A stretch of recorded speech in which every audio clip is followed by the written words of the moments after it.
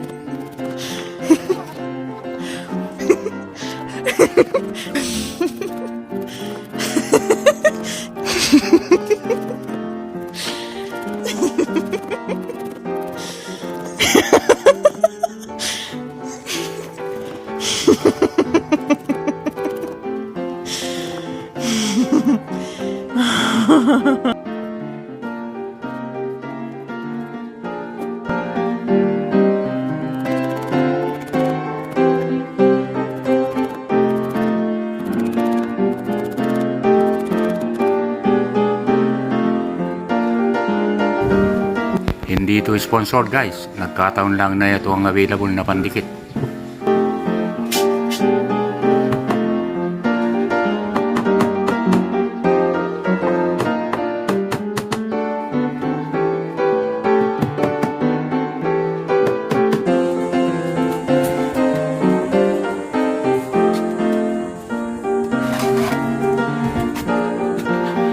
Uli natin at i-prepare ang mga liston, guys, at pagkatapos mamaya mabilis na ang pagdikit at pagpako.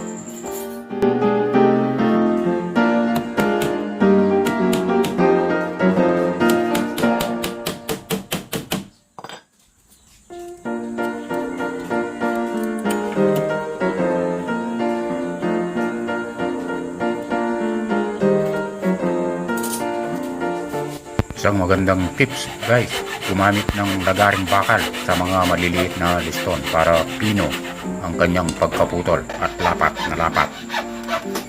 Walang himulmul.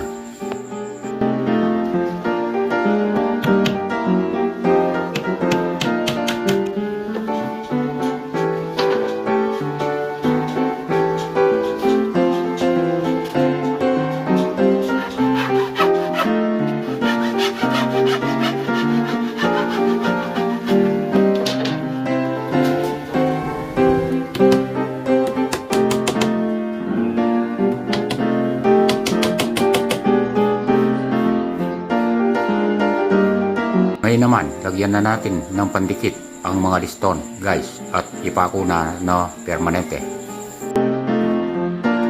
Pagkatapos ay ilubog natin ang mga pako sa pamamagitan ng pakong tres para bumaon ang ulo ng pako at para sa smooth na pangmasidya.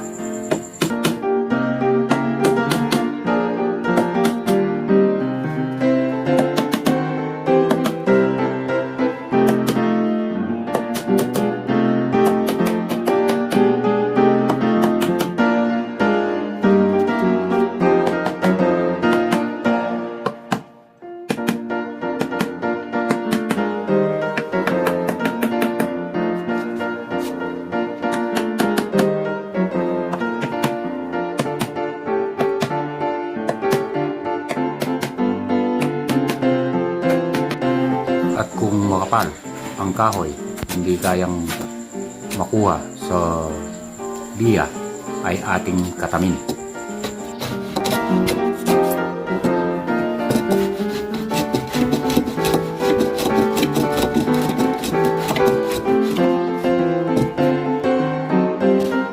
Kapag bibili ng pabilbilya guys, sabihin lang magaspang at pino.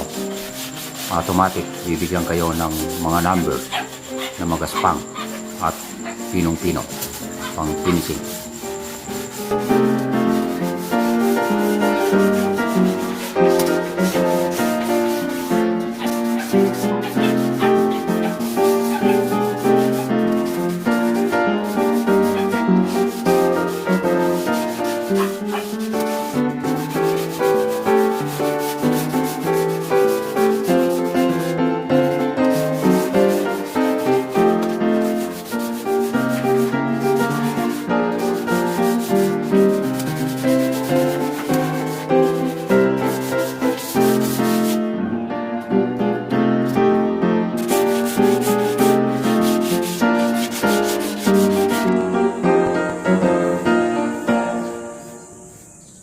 At ngayon naman guys, susubukan nating mag-finish ng clear cloth lacquer. Pero tayo ay DIY, so hindi perfecto ang magiging resulta. Anyway, baka next time ay ma-perfect na natin. At habang nagpapatayo ng ating sanding sealer, ay gawin na natin ang mga pinto ng cabinet.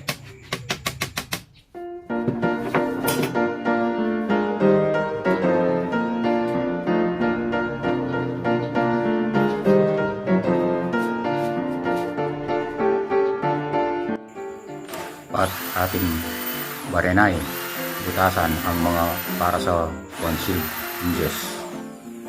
Ang size pala ng ating drill bit guys para sa mga concealed hinges ay 35 mm. Nagkakalaga ito ng 200 sa mga hardwares.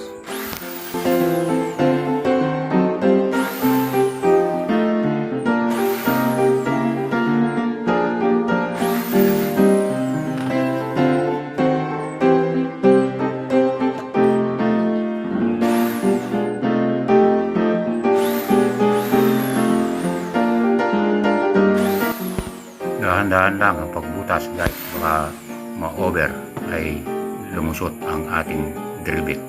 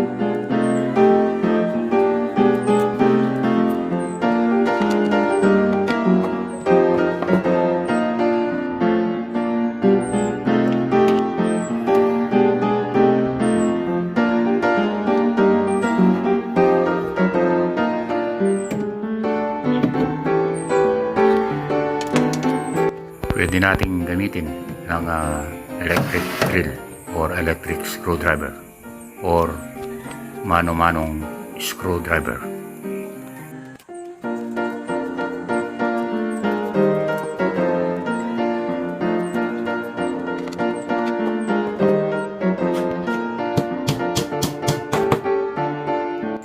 At ngayon naman guys, gawin natin ang mga shelves.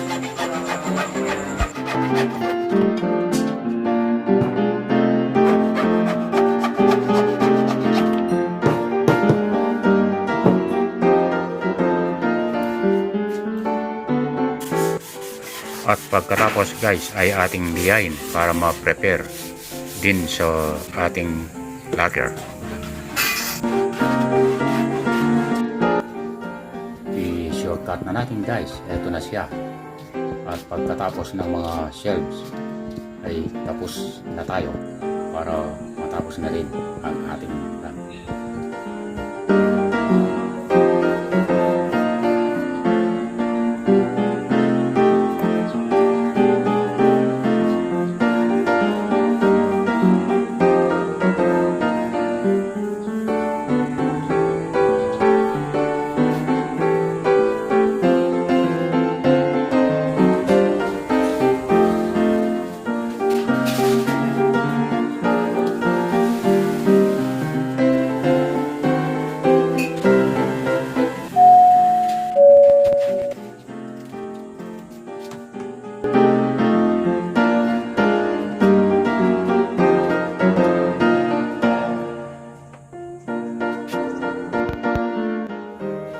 Ang kanyang mga shelves guys ay hindi permanente o hindi nakapako, para in case may malaki kang ilalagay ay tanggalin mo lang at iyong isisilid ang mga gusto mong ilagay.